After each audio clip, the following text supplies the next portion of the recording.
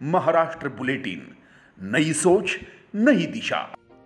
कुछ दिन पहले नासिक के व्यापारी निखिल दरियानी के अपहरण से शहर में हड़कंप मच गया था। अब इस अपहरण मामले का चौंकाने वाला विवरण सामने आया है।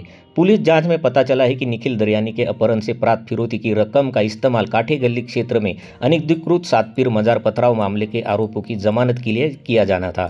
दरियानी का 4 अप्रैल को अपहरण कर लिया गया था। उसने 1 करोड़ रुपए की फिरौती मांगी थी। इसमें से 15 लाख रुपए अपहरणकर्ताओं को दिए गए। पुलिस जांच में पता चला है कि इस धनराशि का इस्तेमाल पथराव मामले के आरोपियों की जमानत के लिए किया जाना था। यह जानकारी पुलिस आयुक्त संदीप कर्णिक ने दी है।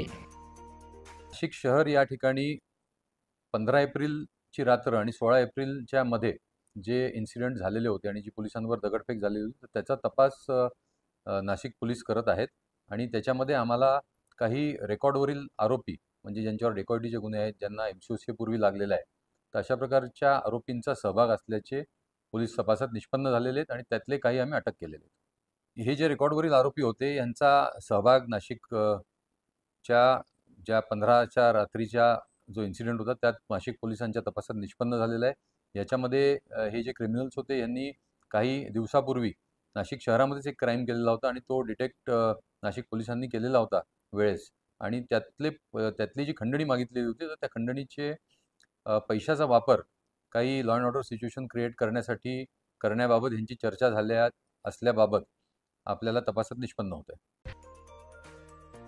इस मामले का मुख्य संदिग्ध शाकिर पठान फिलहाल फरार है, जबकि उसका भाई समीर पठान पुलिस हिरासत में है। समीर पठान उर्फ शाहबाज पठान कुख्यात टिप्पर गैंग का सरगना है और उसका नाम पहले भी कई अपराधों में शामिल रहा है।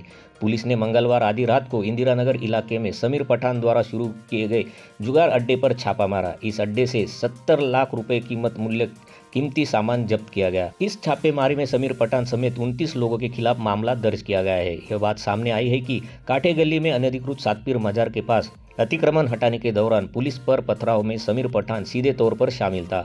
जांच में यह भी पता चला है कि इस घटना के कई अपराधी शामिल थे। महाराष्ट्र बुलेटिन के लिए Atul Pawar, Nashik. Maharashtra bulletin YouTube channel को शेयर करें, सब्सक्राइब करें, बेल आइकॉन पर क्लिक करें।